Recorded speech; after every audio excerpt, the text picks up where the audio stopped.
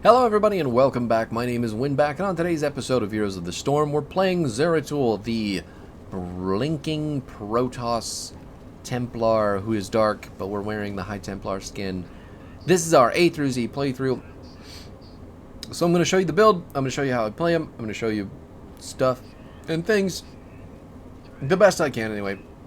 I will be the first to admit to you that I like the simple Zeratul build, but I'm not going to be playing that because I'm trying to be flashy, I'm trying to show off for YouTube. And if you feel like liking, commenting, subscribing, whatever you want to do, you've been warned.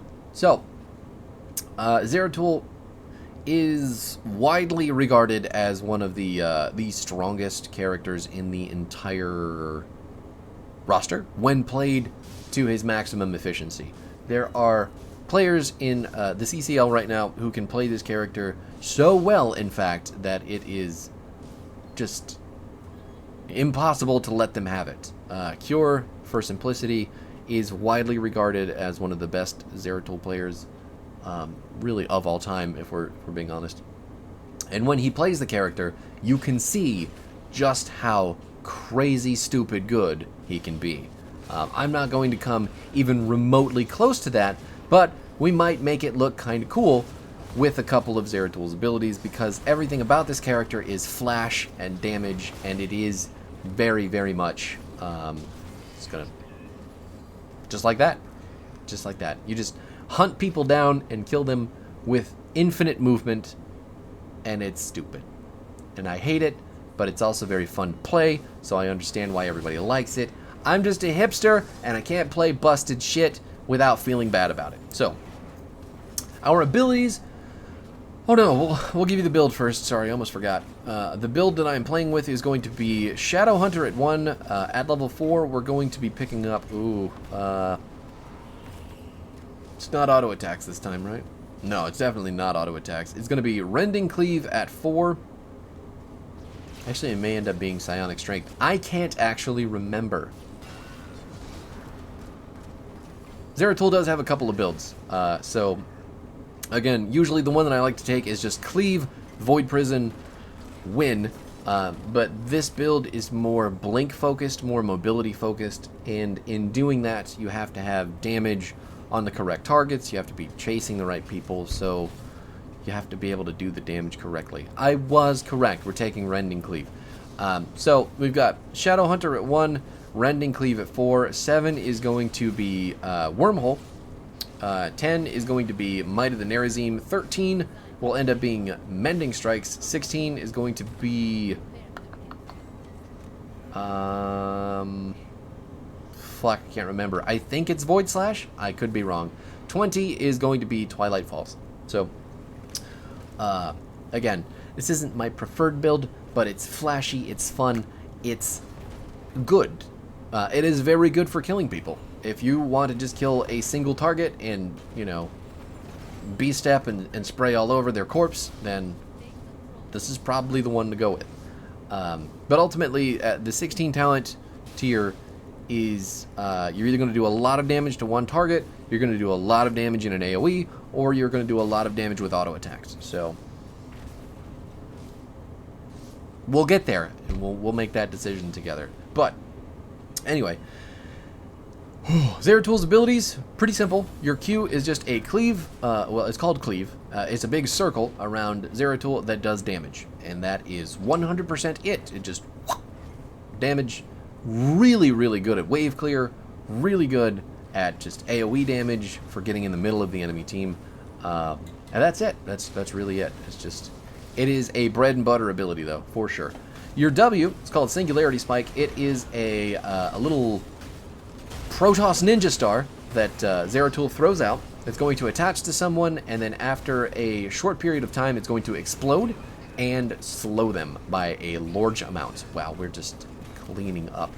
I will have it known that coming into this game, our Greymane called GG at 30 seconds just because he looked at the team comps, and I have never in my life been so happy to prove someone wrong. I mean, just everybody, literally everyone on our team, with the exception of Greymane, was like, are you Are you stupid? Are you blind? This game is 100% winnable.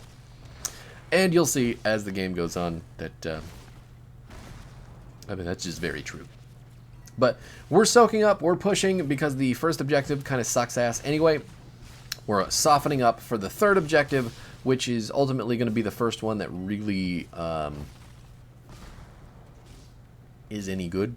Even the second objective is kind of like, oh my god, this thing sucks. So you can go up there, you can kill the wall and the fountain to get it, but at the same time, it's like, the objectives in the objectives on this map suck. And then putting two people in one of them and pushing, unless it's the very correct two people, is going to make your fight and your siege weaker. So it's Volskaya. I don't love it. It's not my favorite. Anyway, back to the challenge. Your no abilities. We haven't even finished those. Just blink. We haven't talked about blink. Blink is the most important ability for Zeratul. It's his E. Oh my god. He's gonna blink backwards and watch him die to some damage over time. Blink, I mean, that's it. That's all you do. We just did it there. We blinked towards a person. You go from point A to point B instantaneously. Ta-da. The range is good. You can get over most walls with blink, and it is just incredibly strong. So I mean, because it's so simple, it is super strong. Yeah.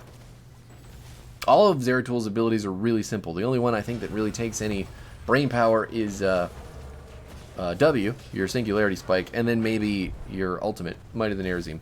But your ultimate is going to let you recast one of your basic abilities, and then passively it is going to allow you to auto attacks in between those abilities are going to do extra damage. Yeah, Dex basic attack within 6 seconds going to do 30% more damage. Ooh, Alex in trouble, but he didn't see me, just completely invisible, sitting there waiting for the rotation. Oh my god. Chasing him down. Can we just wormhole backwards? Yes, we can. Oh no. Am I in trouble? Turns out I'm not, because I can just blink forever and never die. But Might of the Nerazim, yes. This is just going to allow you to use the most recent ability that you have used after you've used it. And then I think it said dealing 50% less damage. So that's a little bit unfortunate. So your Q is going to do less damage when you use it as your R, but we'll see towards the end of the game. Oh, this man thought he was going to get away. And then we just had a blink directly backwards. Just, it's hilarious that anybody thought this game was losable. Anybody at all. Yeah. But Might of the Nerazim, especially at level 20, you're going to be able to do stupid amounts of damage. And then if you're weaving in the auto attacks that are doing that 30% more damage, while also using the big abilities, people die. People die all over the place. And then you do have a 1 key called Vorpal Blade. Vorpal Blade is going to let you press the 1 key to blink next to the person or minion or mercenary that you've most recently attacked and whack them with an auto attack. So you just hit the 1 key, you'll pop up on them, reset your auto attack timer, and then you can slap them one more time. It's that's it. It's just another form of movement for a character that is just pure movement and damage. The character is stupid, gross, and really just exemplifies the whole Dark Templar theme. He's very, very true to his nature, and this is probably one of the most well-designed characters in the entire game. Not that he is, you know, in any way balanced, but he definitely fits the theme and the fantasy of the character perfectly. Now, your trait, I'm sure you've seen it already, but we're permanently cloaked, and then, yeah, while we're stationary, we're just invisible entirely. So, if you're not aware of how stealthies work now, there you go. That's the final stealthy in the list. Yeah. So, onto the talents. Your level 1 talent, Shadow Hunter, you're going to pick up globes. You need 15 globes, but once you get the 15 globes... Ooh! Ooh, it doesn't even matter. He put his ult down, and the Sylvanas just stands there and says, fuck you, I'm not going anywhere. But Shadow Hunter, passively, you're going to reduce the cooldown of... Or, not cooldown. You're going to reduce the mana cost of Blink, which is really important, because Blink, in and of itself, 50 mana... no, I think this is with the quest completed. This is normally much higher, right? You know what? I'm not actually sure. At one point, I remember Blink being like 90 mana. And then Shadow Hunter is reducing that by 45. I don't know. I'm not actually sure. Oh my god. She's out. Yeah, she's got the button pressed. Can I get some healing, Alex? No, you're just going to go in? That's okay. We'll get the nice, easy Zul'jin kill with the Abathur hat. And then watch the rest of the game fall apart for the enemy team. But the big thing about Shadow Hunter is that you are going to be able to reduce the cooldown of Blink by 1.5 seconds per auto attack once you have those 15 globes collected. It is so stupid strong. I mean, just ungodly strong. More blinking, more auto attacking means more blinking, and that means more everything that you could ever possibly want. Rending Cleave is just an increased damage over time for your Q, which is your big damage dealer anyway, so good to have more of that. Wormhole is going to let you blink backwards, just like that, from the location that you blinked from first. So, if you blink with your E and then you blink again with your R, you're going to go very far in one direction, and then you can go very far back in the other direction. But you have to wait 1.25 seconds in order to press the button again. There is a window of time that you have to wait. Mending Strike's super easy. You're just going to heal for the damage that your auto attacks are doing. Makes taking camps with Zeratul really efficient and makes him very, very healthy. And then your 16 talent, we actually ended up picking Sentence to Death. Deal 25% increased damage to enemies while they are marked and slowed by Singularity Spike. So we throw our W onto a Zul'jin or an Anduin or even a Falstad, like anybody who gets hit with our W, with the exception of Illidan, because he can evade all of our auto attacks, should just instantly fucking explode.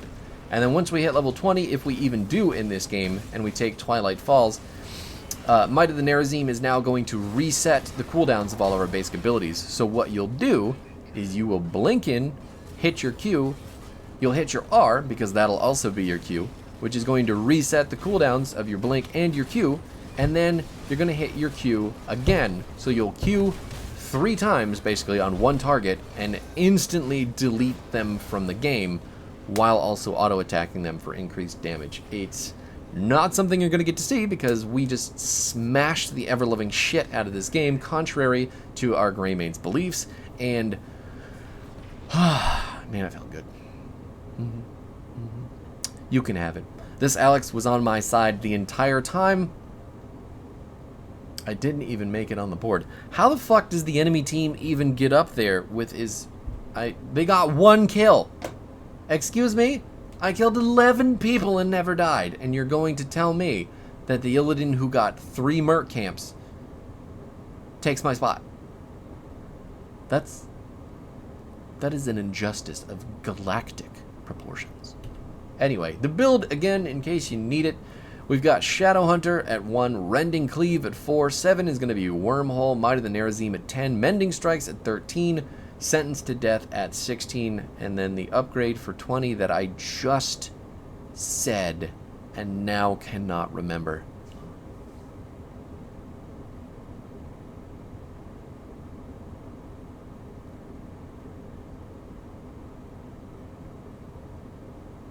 Twilight Falls. Nailed it. Remembered. My brain is slow, but it works. So, Twilight Falls. Yeah.